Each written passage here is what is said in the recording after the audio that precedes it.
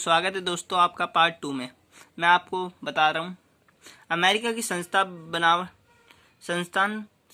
बनावट, जिसमें सरकार के तीनों अंगों को व्यवस्थापिका, कार्यपालिका, न्यायपालिका एक दूसरे पर नियंत्रण रखते हुए स्वतंत्र पूर्व कार्य करते हैं। जो कि अमेरिकी की सरकार के तीन अंग हैं, विभिन्न अंग हैं, उन पर वह आपस में एक दूसरे पर नियंत्रण रखते हुए स्वतंत्र पूर्वक कार्य करते हैं। यही एक सबसे बड़ी, क्योंकि जो वहाँ की हेड संस्था है, सरकार है, यानी कि जो कि वहाँ पे शासन का कार्य करती है, तो वह अमेरिकी सरकार पर रोक लगा सकती है। अमेरिकी समाज की प्रकृति उन्मुक्त है। जो अमेरिकी समाज है उसकी प्रकृति उन्मुक्त है। यह अमेरिकी देश से विदेशी सैन्य अभियान पर अंकुश की बड़ी भूमिका निभाती है। जो कि वहाँ की जनता है, जो लोग बाग वहाँ के निवासी हैं, वह वहाँ की प्रकृति उन्मुक्त है। उन्मुक्त का मतलब दोस्तों खुली विचारधारा वाले लोग हैं और काफ़ी सहजपूर्ण। नाटो इन देशों में बाजार मूलक अर्थव्यवस्था चलाती है। नाटो में शामिल देश अमेरिकी वर्चस्व पर अंकुश लगा सकते हैं। जो नाटो में देश शामिल हैं वह भी अमेरिका वर्चस्व पर अंकुश लगा सकते हैं। अब दोस्तों, अमेरिकी वर्चस्व से बचने के उपाय आप जरूर याद करें। यह एक महत्वपूर्ण पॉइंट है। बैंडवैगन नीति इसका अर्थ है वर्चस्व जनित अवसरों पर लाभ उठाते हुए विकास करना, अपने को छिपा लेना की नीति, ताकि वर्चस्व वाले देशों की नजर में ना पड़े।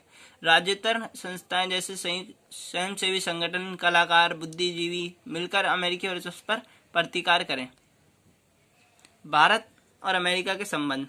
भारत और अमेरिका के संबंध शीत युद्ध के दौर से ही भारत ने गुटनिरपेक्ष वाली नीति अपनाई थी, जो कि मैंने आपको पहले पढ़ाई थी।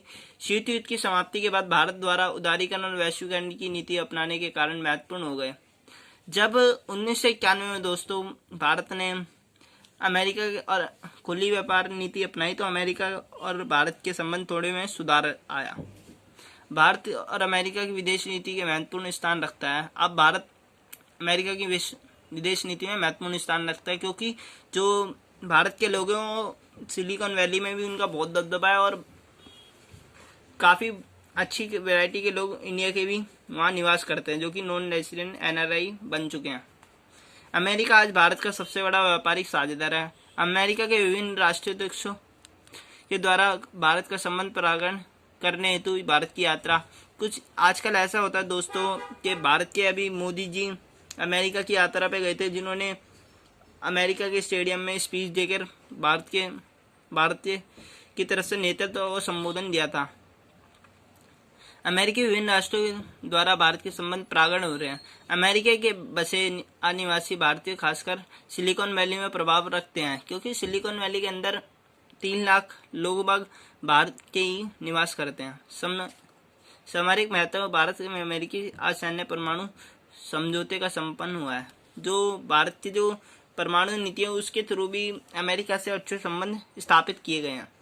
बराक ओबामा 2015 में भारत की यात्रा के दौरान रक्षा सौदे संबंधित समझौते का नवीकरण किया गया था। कई क्षेत्रों में भारत को ऋण प्रदान करने की घोषणा की थी। वर्तमान में अमेरिकी राष्ट्रपति डोनाल्ड ट्रंप ने आउटसोर्सिंग संबंधी नीति भारतीय व्यापारिक हित से प्रभावित किए हैं, तथा वर्तमान में विभिन्न वैश्विक मंचों पर अमेरिकी राष्ट्रपति तथा भारत के प्रधानमंत्री के बीच मुलाकात एवं वार्ता दोनों देशों के मध्य आर्थिक, राजनीतिक, सांस्कृतिक, सैन्य संबंध सुदृढ़ की दिशा में सकारात्मक कदम उठाए गए हैं।